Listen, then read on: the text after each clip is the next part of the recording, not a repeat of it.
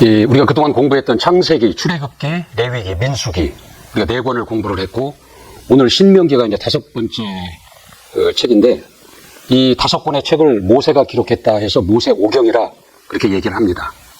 이 모세오경은 나머지 그 성경의 기초를 제공하고 그 나머지 성경에 영향력을 주기 때문에 아주 중요한 부분이고 그래서 일종의 저수지와 같은 그러한 역할을 하는 중요한 그 책입니다. 오늘은 그 모세오경의 그 5번째, 마지막인 5번째 신명기에 관해서 공부를 하도록 하겠습니다. 먼저 지난 그 4번의 강의를 잠깐 좀 요약을 해보도록 하겠습니다. 근데 하나님은 그 하나님의 뜻을 이루시고자 하나님의 아들을 이 땅에 보내실 계획을 하십니다. 그리고 그 하나님의 아들이 이 땅에 오실 기반을 마련하시기 위해서 만물을 창조하십니다. 그리고 하나님의 아들이 이 땅에 오실 통로로 삼으시고자 남자와 여자를 지으시고 그 중에서 아담을 택하시고 그에게 영을 부으셔서 영적 사람이 되게 하시는 거죠.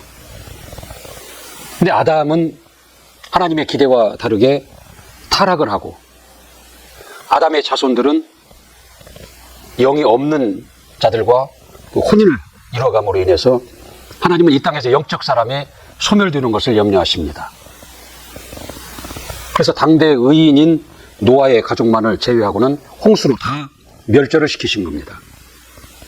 그리고 노아의 자손을 통해서 이 땅에 사람의 수가 충만할 때에 하나님은 하나님의 아들이 오실 통로로 아브라함을 선택하십니다. 그래서 아브라함의 그 자손들을 통해서 하나님의 일을 진행하실 계획을 세우시는 것이죠. 그리고 그들로 하나의 민족을 이루게 하시려고 아브라함의 자손인 야곱 때에 그 야곱의 11번째 아들 요셉을 통해서 그 야곱의 가족을 애굽으로 당시에 그 강하고 부유한 나라인 애굽으로 인도해 내십니다. 그곳에서 430년 동안에 처음에 70명의 일가가 들어가서 한 300만이라는 거대한 하나의 민족을 형성케 하시는 것이죠. 이게 창세기의 그 주요한 내용입니다. 그러니까 이 창세기의 내용에서 우리가 놓치지 말아야 할 것은 그 하나님의 그 창조에는 목적과 방향이 있다 그랬습니다. 그래서 골로새서 1장 16절에 보면은 아들로 말미암고 아들을 위하여 만물을 창조하셨다 그랬거든요. 그러니까 이 모든 일들이 아들로 말미암고 아들을 위하여 하신 일이시다라는 거죠. 그러니까 아브라함의 이야기가 아브라함이 주인공이 아니라 하나님의 아들 예수 그리스도가 오시는 그 통로, 과정으로 봐야 된다는 것입니다. 이게 창세기의 주요 내용입니다.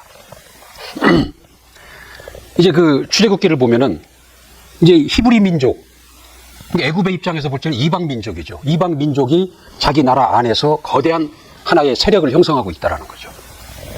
그래서 애굽의 왕은 이를 두려워하는 거예요. 그래서 그 히브리 민족을 온갖 강제 노역을 시키고 억압을 가한다라는 거죠. 그리고 심지어 산의 아이가 출산하면 산의 아이를 죽이도록 그 산파에게 그 지시를 내리는 거예요. 이제 이스라엘 그 민족의 입장에서는 최고의 고통의 절정에 이르는 겁니다. 이때 하나님께서는 이제 모세를 부르셔서 그들을 이제 구원해 내십니다. 그래서 구원하는 과정을 보면은 10가지의 재앙이 나오죠. 그 이적을 보이시고 또 홍해를 건너게 하십니다. 이건 하나님을 보여주신 거예요. 애굽 사람들, 애굽의 왕 바로에게 하나님이 어떠한 분이신가를 보여주시는 것이고 이스라엘, 히브리 민족 그들에게도 그들의 하나님이 어떤 분이신가를 보여주시고 나타내 주신 것이다라는 거죠. 그래서 그들을 애굽에서 이제 구원해 내시고 광야 시내산에 당도하게 하셔서 하나님과 그들이 계약을 맺습니다. 그 계약의 내용을 보면 내가 너희의 하나님이 되겠다. 너희의 왕이 되겠다. 그 너희는 나의 백성이 되라. 백성이 되겠다는 계약을 맺습니다. 그리고 하나님의 일을 맡은 자가 된 겁니다. 그리고 이 제사장 나라로 삼겠다. 이렇게 계약을 이제 맺죠. 그리고 그들에게 성막을 계시하십니다.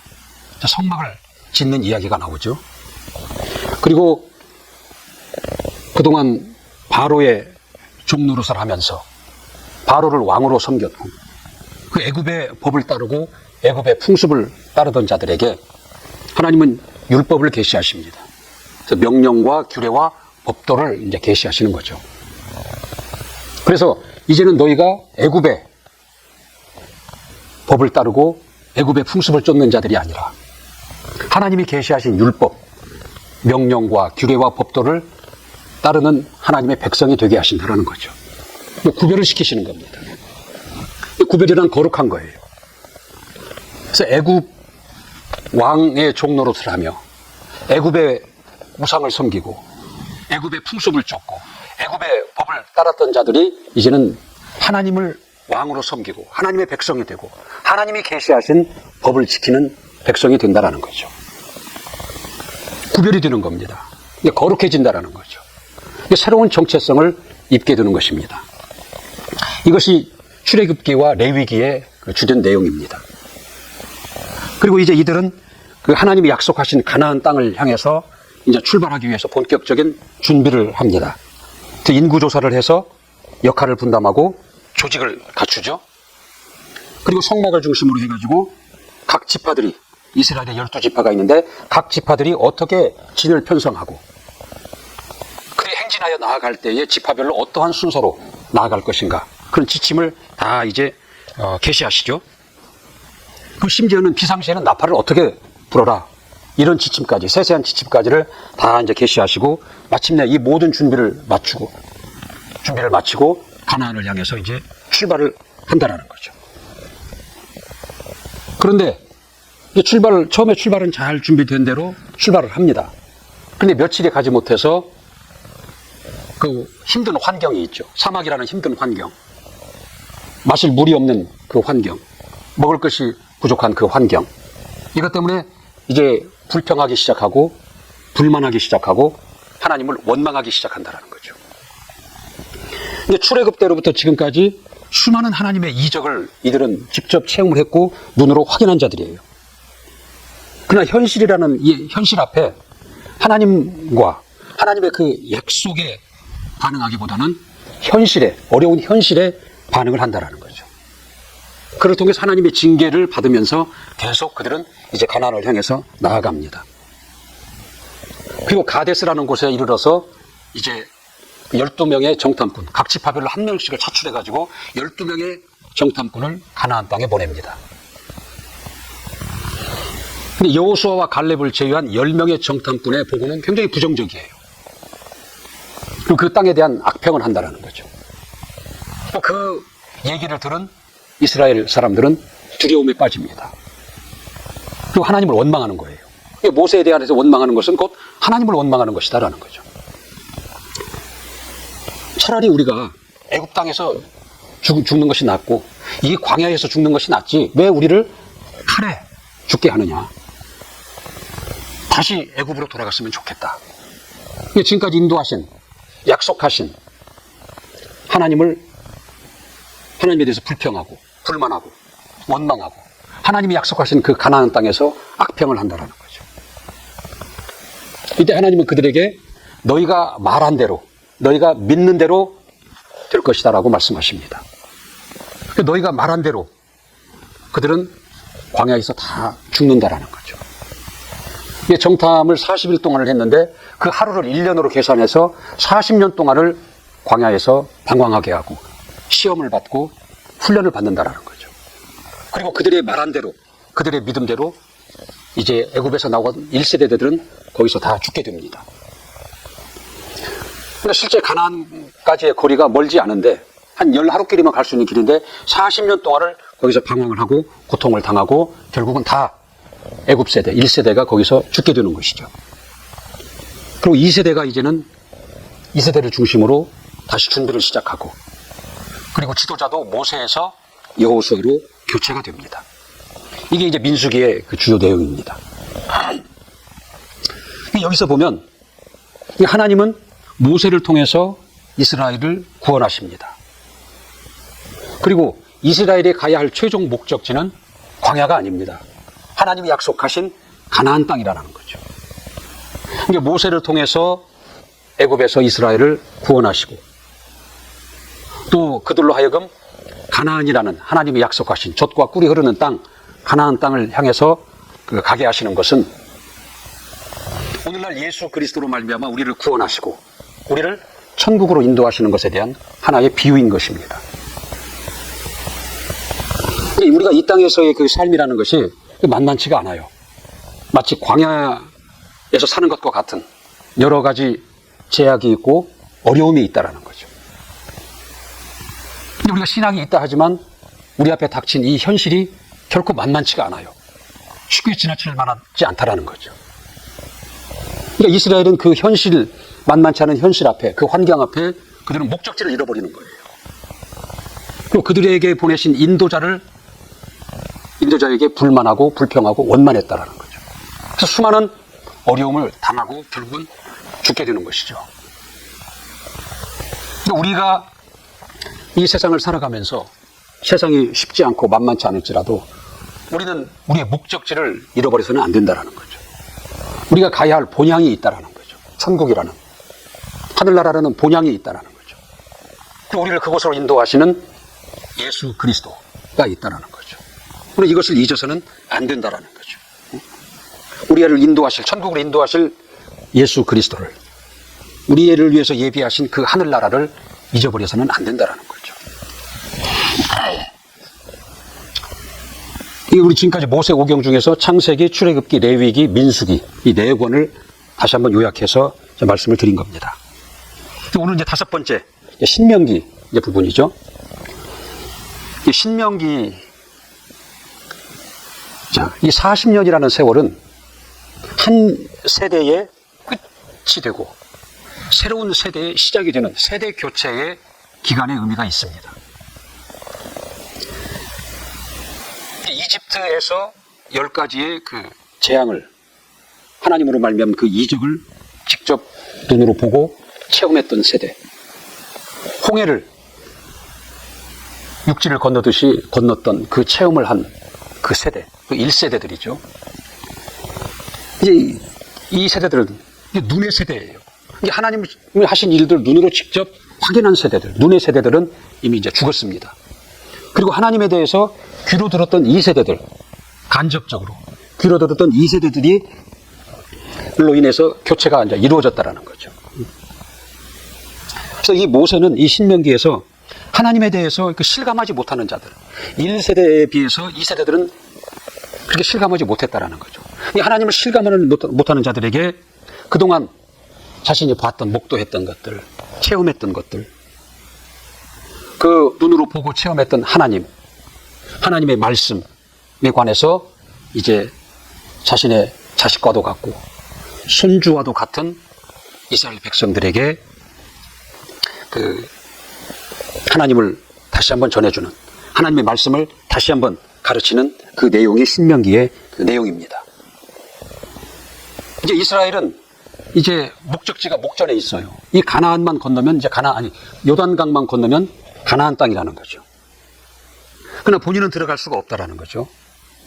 본인은 들어갈 수 없지만 자식과도 같고 손주와도 같은 이 이스라엘 백성들에게 그 모세의 그 마지막 유언과도 같은 이야기, 그 유언과도 같은 당부의 이야기가 신명기에 기록되어 있다라는 거죠. 그렇기 때문에 이 신명기에는 그 출애굽기, 레위기, 민수기 내용들이 반복이 돼요. 반복돼서 다시 설명하고 있다는 거죠. 그 신명기를 한자로 쓰면은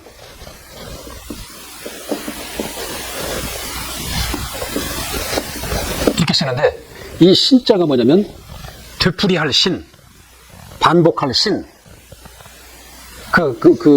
그렇습니다. 그러니까 하나님의 명령, 하나님이 그 출애굽기와 레위기에 걸쳐서 계속 명령하신 율법, 명령과 규례와 법도를 되풀이해서 반복해서 기록한 책이다. 그래서 신명기다. 그렇게 이름을 붙인 겁니다. 그러니까 모세가 그 이스라엘 2세대들에게 그 하나님의 말씀을, 이 명령을, 율법을 다시 그들에게 설교를 하는데 그동안 나왔던 내용을 다시 반복해서 설명을 하고 가르치고 당부하는 내용이다. 그래서 신명기다. 그렇게 이름이 붙여진 겁니다. 근데 신자를 보면은 우리가 그 신신당부하다 그러잖아요. 그러면 자꾸 되풀이 해가지고 반복해서 강조하는 걸 신신당부한다 그러잖아요. 그 신자를 사용한다는 거죠. 그래서 신명기라는 그 책 제목이 그렇게 이제 붙은 겁니다. 하나님과 그 이스라엘의 관계는 그 언약, 약속의 관계예요. 그래서 그 관계에서 오는 순종과 불순종.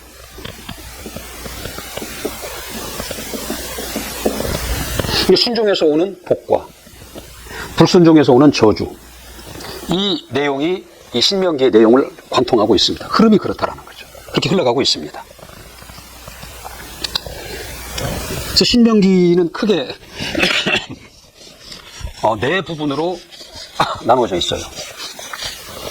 그러니까 모세의 3번의 설교가 있고 나머지 하나는 모세의 생애와 그 모세의 그동안의 사역의 결산을 기록한 부분, 이렇게 네 부분으로 크게 구분되어 있다는 거죠. 첫 번째 모세의 그 설교를 보면은 1장부터 4장 43절까지의 그 내용이 모세의 첫 번째 설교입니다. 이건 뭐냐면 과거의 회상입니다. 과거 회상, 회고. 지난 40년 동안 하나님께서 이스라엘에게 어떻게 하셨는가, 그 이스라엘은 그 하나님 앞에 어떻게 반응을 했는가 하는 내용을, 그 과거 내용을 회상하고 회고하는 내용이 이 첫 번째 설교 내용입니다. 이 회상해보고 회고해 보면 볼수록 이스라엘이 하나님 앞에 한 것들은 부정적이었어요. 불신앙이었고 하나님을 원망했다라는 거죠. 이 반면교사라는 말이 있죠. 부정적인 잘못된 것을 교훈 삼아서 새로운 가르침을 주는 것을 반면교사다 그러잖아요. 이게 이 세대들에게 그들을 조상 1세대들이 그들의 그 잘못된 것, 하나님 앞에 불순종하고 불신하고 원망한 것들, 그것들을 회상하고 회고함으로 인해서 2세대들에게 교육을 시키는 겁니다. 그게 이 모세의 첫 번째 설교의 주요 내용이다라는 거죠. 그리고 거기서 또 우리가 또 하나 봐야 될 것은 이제 이스라엘 2세대가 이제 중심이 돼서 가나안을 향해서 가면서 전쟁을 하죠. 당시에 강하고 장대한 그 아모리의 그 두 족속이 있었죠. 그래서 암몬과 그 바산이라는 두 족속을 전쟁에서 이깁니다. 그리고 비옥한 땅을 차지를 해요. 그래서 모세는 이것에 관해서 이 전쟁의 승리가 너희들의 힘과 능력으로 된 것이 아니다. 하나님으로 된 것이다. 그래서 전쟁은 하나님께 속한 것이다.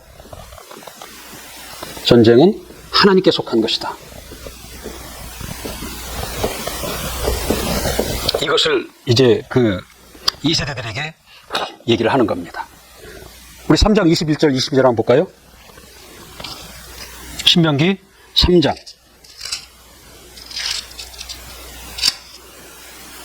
21절 22절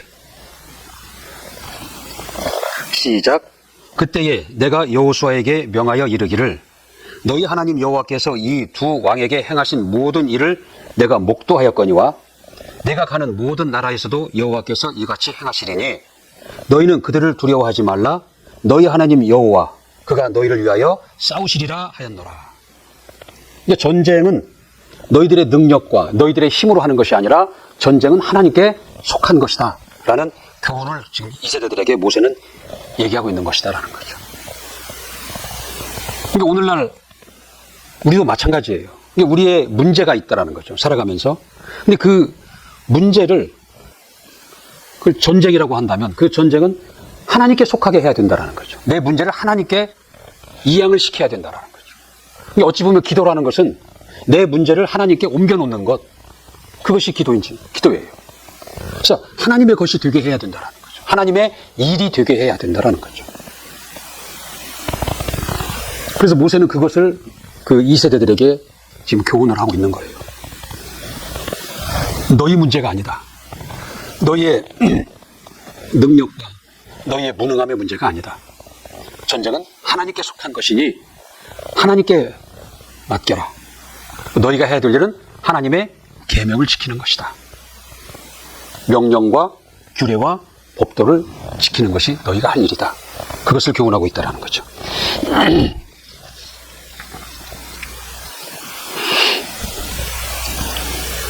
이스라엘이 1세대가 결국은 약속한 땅을 밟지 못하고 광야에서 죽게 된 것은 그들에게 약속이 있었지만은, 하나님의 약속이 있었지만은 그 약속을 신뢰하지, 그 약속하신 하나님을 먼저 신뢰하지 못하고 하나님의 그 약속의 말씀을 그들은 믿지 않았다라는 거죠.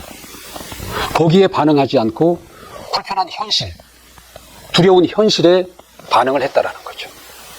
이제 약속을 받았지만 그 약속을 보지 못한 거예요. 오늘날 우리도 수많은 약속을, 복된 약속을 받았지만 그 약속이 우리에게서 이루어지고 그 약속을 보기 위해서는 그 약속에 반응을 해야 된다는 거죠. 이 보이는 현실에 반응을 하고 그것에 일희일비하고 그것에 두려워하고 그래가지고는 그 약속을 우리가 볼 수 없다라는 거죠. 하나님의 영광을 볼 수 없다라는 것입니다. 약속하신 하나님을 신뢰하고 하나님의 그 약속의 말씀을 우리가 믿고 신뢰하고 거기에 반응을 나타낼 때 그 복된 약속, 이미 우리가 받은 복된 약속을 우리가 볼 수 있고 하나님의 영광을 볼 수 있다라는 걸 얘기하고 있다라는 거죠.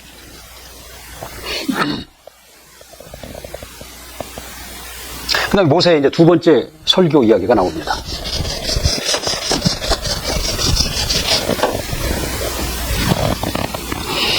이제 여기서 이제 신명기라는 책 제목이 나온 거예요. 되풀이해서 하나님의 명령을 다시 이제 설교하는. 이제 모세가 하나님으로부터 이 율법을 받은 때는 시내산이에요. 벌써 그때부터 40년의 세월이 흘렀다라는 거죠. 또 환경이 바뀌었어요. 그리고 이제 그 율법을 받을 자들, 그 율법을 준행할 자들 세대가 바뀌었다라는 거죠. 이제 그들을 향해서 새로운 환경과 새로운 그 세대를 향해서 다시 이 율법을, 하나님의 명령을 되풀이해서 설명하고 가르치고 당부하는 내용이 이 두 번째 설교라는 것이죠. 그래서 그 십계명에 관한 얘기를 다시 하고 절기, 도피성, 추수 예물을 어떻게 할 것인가. 11조는, 구제는 이와 같은 얘기들을 다시 반복해서 그들에게 설명하고 있다는 거죠. 그리고 가나안 땅에 이제 들어가서 또 국가를 형성하고 살아야 될 텐데 이를 위해서 도덕법, 법도, 명령과 규례와 법도죠. 도덕법, 그리고 의식법, 그리고 사람과 사람과의 관계, 관계법, 사회법, 민사법, 이러한 것들을 다시 설명하고 있다는 거죠. 가나안 땅이라는 게 그냥 무주공산이 아니에요. 주인이 없는 땅이 아니라는 거죠. 그 안에는 31개의 왕이 있다는 거죠. 그 왕을 다 물리치고 들어가 살아야 되는 것이 가나안 땅입니다. 이 31개의 왕이 있다는 것은 거기에는 죄악이 있고 무상이 있다는 거예요. 그래서 그들에게 물들고 그들에게 영향을 받는 자들이 아니라 이제 하나님의 백성으로서 하나님의 명령과 규례와 법도를 받아서 이를 지키며 사는 자들이 되어야 된다는 것을, 하나님의 백성으로 그렇게 살아야 된다는 것을, 거룩하게 그들과 구별돼서 거룩하게 살아야 된다는 것을 얘기하고 있는 것입니다. 근데 구별이라는 것은 그게 곧 거룩함이다라는 거죠. 이게 하나님의 백성으로서 하나님이 계시하신 명령과 규례와 법도를 지킴으로 그 이방 민족과 구별되어져라, 거룩해져라. 그리고 더 나아가서 그들에게 영향력을 끼치는, 하나님을 드러내고 하나님을 나타내고 그 하나님의 거룩함을 드러내고 나타나기를 기대하신다는 거죠. 이를 위해서 모세는 다시 이 명령과 규례와 법도를 반복해서 그들에게 설명하고 있는 내용입니다. 결국 그들이 그 땅에 들어가서, 가나안 땅에 들어가서 어떻게 살아야 하는가, 무엇을 하고 살아야 되는가, 그것을 가르치고 있다는 거죠. 그 핵심은 명령과 규례와 법도라는 것이죠.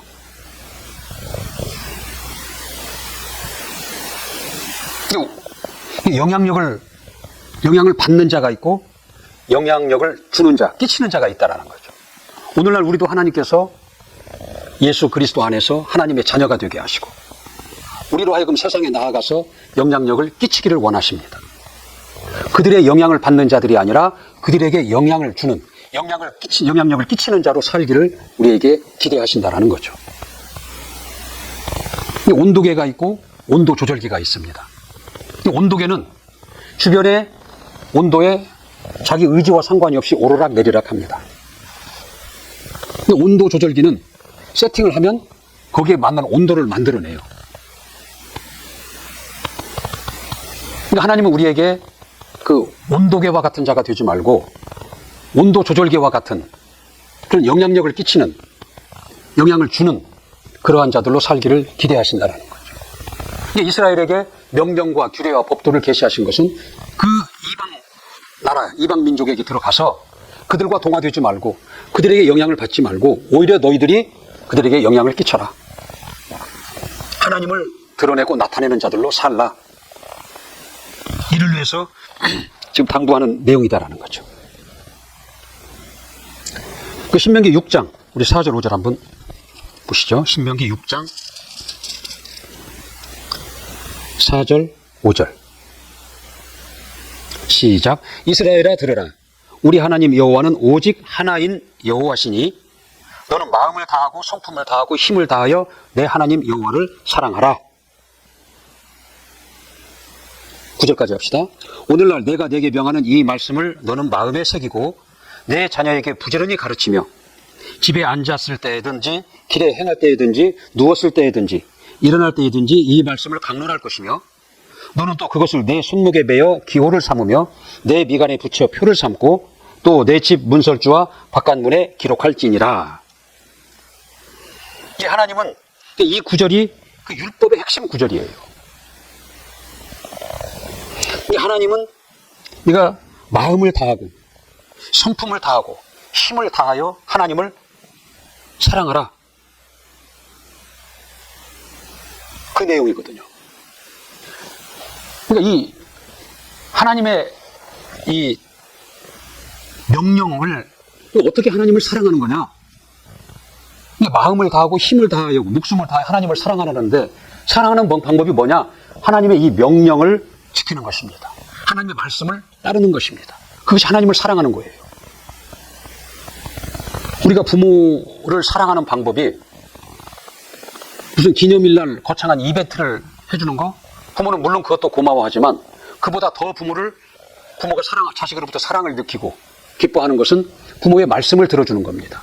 부모의 마음을 헤아리고 부모가 원하는 것을 해주는 것이다라는 거죠. 하나님을 사랑하라 라고 말씀을 하는데 하나님을 사랑하는 방법은 하나님의 말씀을 따르는 겁니다. 하나님의 말씀을 순종하는 것이다라는 거죠. 신명기 내용이 지금 이거예요.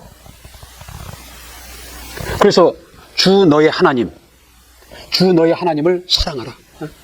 주 너의 하나님을 사랑하라. 이게 이 신명기 전체에 282번이 반복해서 나온다고 그래요. 이게 하나님 중심의 삶을 살라. 주 너의 하나님 중심의 삶을 살라. 그리고 주 너의 하나님을 사랑하라. 곧 하나님의 말씀을 순종해라. 이게 주 내용이라는 거죠. 우리가 십계명이 있죠. 너에게 하나님 외에 다른 신을 너에게 두지 말라라. 그 우상을 섬기지 말라. 하나님의 이름을 망령되이 일컫지 말라. 안식일을 지켜라. 내 부모를 사랑하라. 사랑하지 말라. 도둑질하지 말라. 살인하지 말라. 간음하지 말라. 10가지 계명이 있다라는 거죠. 근데 이건 말라. 하지 말라. 말라 하는, 뭐냐면, 이건 소극적 계명이에요. 최소한의 계명이다라는 거죠. 근데 모세는 그 기록에 너희 그 마음을 다하고 힘을 다하고 목숨을 다하여 하나님을 사랑하라. 그 얘기를 기록한 것은 이 소극적 계명을 가지고는 말라 하는 이 계명을 지키는 것 가지고는 하나님을 흡족하게 할 수가 없다라는 것을 얘기하고 있는 거예요. 이거 최소한의 가이드라인이거든요. 더 적극적 개념은 뭐냐면 하라, 하라, 하라 하는 말씀에 순종하는 것. 그 하라 하는 계명이 더 적극적인 계명이고 그 계명을 순종하는 것이 더 적극적으로 하나님을 사랑하는 것이 된다라는 것이죠. 그러니까 방금 읽은 그 내용에 그 보면은 그러니까 그 목숨을 다하기까지 힘을 다하여 마음을 다하여 하나님을 사랑하고 이웃을 사랑하라는 거죠. 신약에도 보면 율법학자가 마태복음 22장에 보면은 율법학자가 이제 주님을 찾아옵니다. 예수 그리스도께 찾아와서 율법의 계명 중에서 어떤 것이 가장 큰 것입니까? 그러니까 주님께서 뭐라고 대답을 하냐면 네 마음을 다하고 목숨을 다하고 뜻을 다하여 주 너의 하나님을 사랑해라. 그리고 그와 같이 내 이웃도 사랑하라 하고 답을 주십니다. 그러니까 우리가 이 하나님을 사랑하는, 적극적으로 사랑하고 적극적으로 하나님의 계명을 순종하는 방법은 하지 말라 하는 소극적인 계명을 지키는 것, 그거보다도 더 크게 하라, 사랑하라, 이게 더 적극적인 계명이고 더 적극적으로 하나님을 사랑하는 것이다라는 겁니다.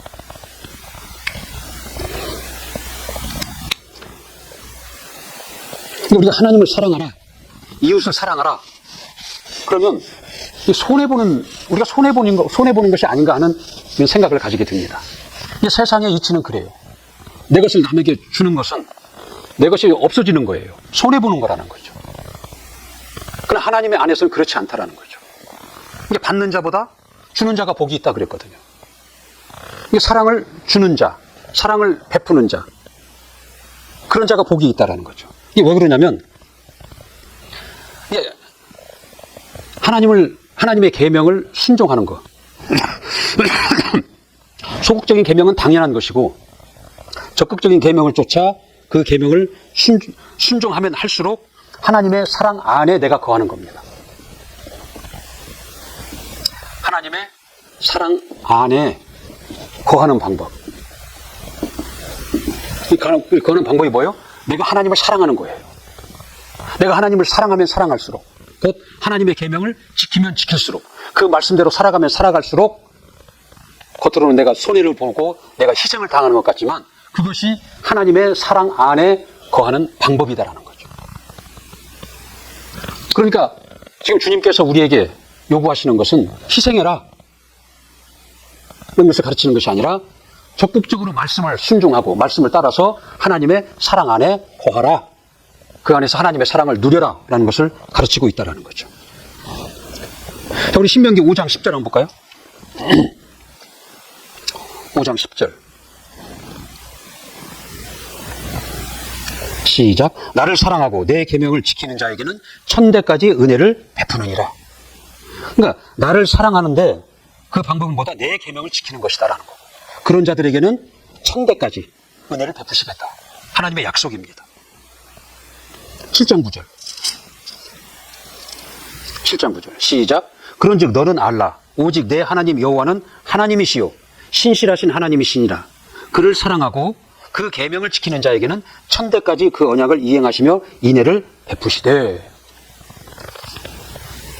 하나님의 계명을 지키는 것은 희생하는 것이 아니라, 하나님의 계명을 쫓아 이웃을 사랑하는 것은 희생하는 것이고 손해보는 것이 아니라 하나님의 사랑을 받는 방법, 하나님의 사랑 안에 거하는 방법이다라는 거죠. 그러니까 내가 지금 누구의 말을 듣고 누구의 법을 따르냐에 따라서 그 결과가 사망이냐 저주냐 생명이냐 복이냐가 달라지는 거예요. 마귀, 세상 임금 마귀의 말을 듣고 그가 깔아놓은 세상의 이치를 쫓아 살면 그에 따른 결과가 나타납니다. 사망과 저주라는 결과가 나타난다라는 거죠.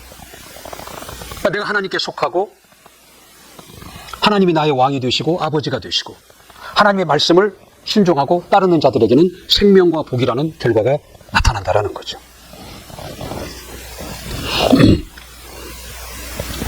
그러니까 우리가 하나님을 사랑한 것이 아니라 하나님이 먼저 우리를 사랑하셨어요. 우리가 하나님을 알기도 전에 하나님은 먼저 우리를 예수 그리스도 안에서 사랑하셨고 우리에게 은혜를 베푸셨다라는 거죠. 로마서 8장 5절에 보면은 너희가 죄인 되었을 때에 그리스도께서 우리를 위하여 죽으심으로 하나님께서 자기의 사랑을 우리에게 확증하셨느니라 그랬습니다. 근데 우리가 이미 하나님을 몰랐고 우리가 죄인의 상태에 있을 때에 하나님은 먼저 우리를 사랑하시고 그 아들을 죽게 하셨다라는 거죠. 우리를 향하신 하나님의 그 사랑을 확증해 주신 거예요. 근데 우리가 먼저 알아야 할 것은 하나님의 사랑을, 하나님의 은혜를 알아야 된다는 거죠. 그리고 그 사랑이 내 것이 돼야 돼요. 그 사랑이 내게 있어야 된다는 거죠. 먼저 하나님의 사랑을 내가 알아야 된다는 거죠. 그 사랑을 가지고 우리를 사랑하신 하나님을 사랑하고 하나님의 계명을 우리를 사랑하신 하나님의 계명을 쫓아 이웃을 사랑해야 된다는 거죠. 근데 우리가 하나님의 사랑을 모르고 하나님의 사랑이 내게 없다면 그것이 없이 우리가 하나님을 사랑하려고 하니까 외식을 하게 된다는 거죠. 이웃을 사랑하려고 하다 보니까 우리가 전하는 그 복음이 소리나는 구리요 울리는 꽹과리가 되는 것이다라는 거죠. 먼저 내게 있어야 됩니다. 내가 없는 것을 줄 수는 없는 거예요. 근데 우리가 먼저 구해야 될 것은 바로 하나님을 구해야 된다는 거죠. 하나님의 그 사랑을, 하나님의 그 은혜를 구하고 그것을 충분히 내가 체험하고 그 사랑이 내 안에 있어야 된다는 거죠. 그런 자들은 하나님을 사랑하게 되어 있습니다. 그런 자들은 하나님의 계명을 쫓아 이웃을 사랑하게 되어 있다는 거죠. 그러니까 우리가 먼저 구할 것은 하나님을 사랑하고 이웃을 억지로 사랑하려고 하는 것보다는 먼저 하나님의 사랑을 알려고 하는 것을 먼저 우선해야 됩니다. 하나님의 은혜를 내가 알기를 우선해야 된다는 거죠. 그래서 내게 있는 그 사랑을 가지고 내가 받은 그 은혜를 가지고 감사함으로 하나님을 사랑하고 이웃을 사랑하기를 그렇게 해야 된다는 거죠. 그래서 시편 34편 8절에 보면은 하나님의 선하심을 맛보아 알지어다 그랬어요. 이게 하나님의 사랑을 관념으로 알지 말고 하나님의 사랑을 맛보아 알아야 된다는 거죠. 하나님의 은혜를 맛보아 알아야 된다는 거죠. 내가 먼저 그 하나님의 사랑과 은혜를 체험하고 그것이 내 안에 충만하고 그럴 때 우리는 하나님을 의식하지 않고 하나님을 사랑할 수 있고 이웃을 진정으로 사랑할 수 있게 된다는 것입니다. 모세의 이제 세 번째 설교가 나오죠. 이 모세의 간절한 부탁이 여기에 또 나오는 거예요. 모세는 그동안 하나님을 온 몸으로 체험한 사람이에요. 순종할 때 주어지는 평안, 승리, 행복, 그걸 너무나 많이 체험을 했고, 불순종할 때 주어지는 그 저주와 실패, 고난, 이걸 너무나 잘 알고 있다라는 거죠.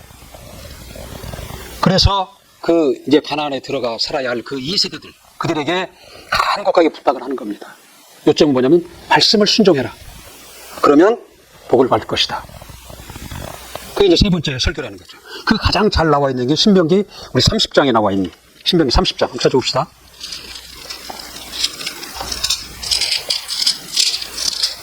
신명기 30장 19절 20절.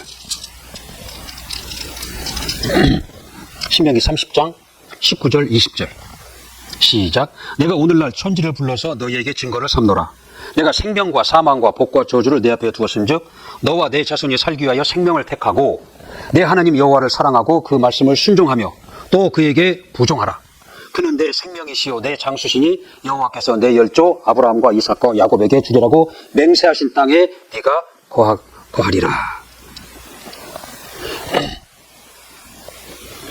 택하라는 게 의지적 선택입니다. 하나님의 말씀을 택하고 그 하나님의 말씀을 순종하라. 그리하면 너희가 복을 받을 것이다. 이게 설교의 그 내용이다라는 거죠. 근데 의지적 선택입니다.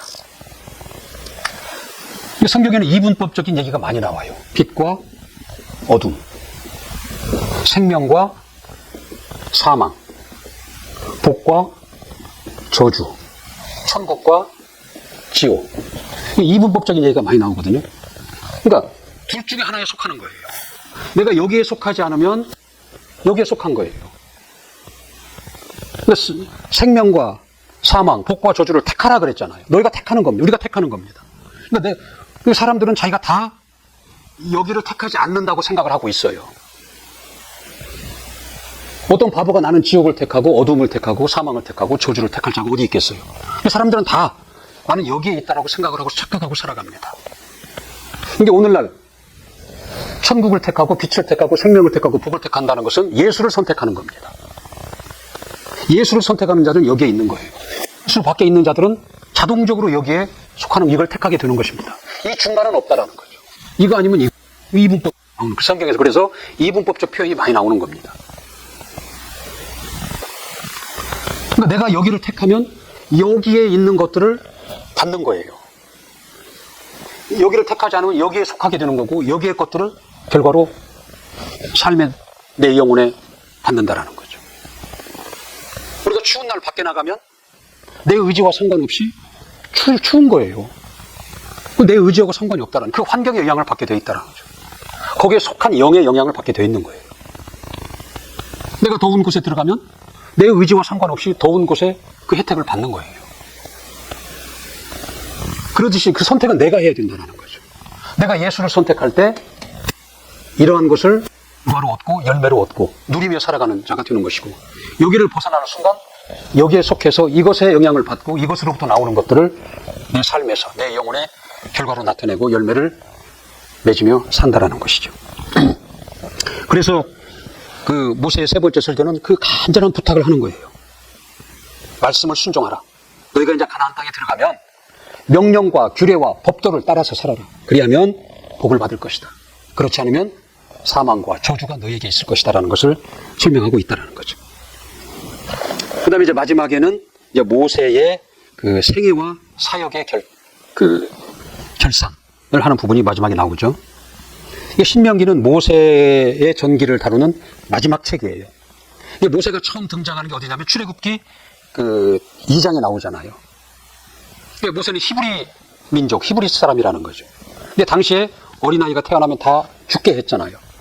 근데 그 어머니가 죽지 않고 모세를 살려서 더 이상 커서 어떻게 감당할 수가 없으니까 이제 그 갈대 바구니에다가 모세를 넣어서 강에 띄우잖아요. 그때 바로의 딸이 목욕하러 나와서 그 모세를 발견하잖아요. 모세라는 말 자체가 뭐냐면 물에서 구원을 받았다라는 그런 의미예요. 그래서 모세는 그 바로의 딸의 아들이 되는 거예요. 그래서 애굽에서 그 훌륭한 교육을 받고 지도자 교육을 받은 자가 모세입니다. 하나님은 미리 모세를 그렇게 예비하시고 준비를 시키신 거예요. 그를 통해서 이스라엘을 구원하시려고. 그래서 모세의 이 마지막 얘기가 여기서 이제 끝이 나는 것이다라는 거죠. 모세가 죽고 이제는 그 이스라엘을 인도할 지도자가 여호수아로 여호수아가 바톤을 받는 겁니다. 자, 하나님은 왜 이스라엘로 하여금 이 광야의 생활을 하게 하셨을까? 이 광야의 고통스러운 생활을 왜 경험하게 하셨을까? 우리 8장 2절 3절 한번 봅시다. 신명기 8장 2절 3절 시작. 내 하나님 여호와께서 이 40년 동안에 너로 광야의 길을 걷게 하신 것을 기억하라.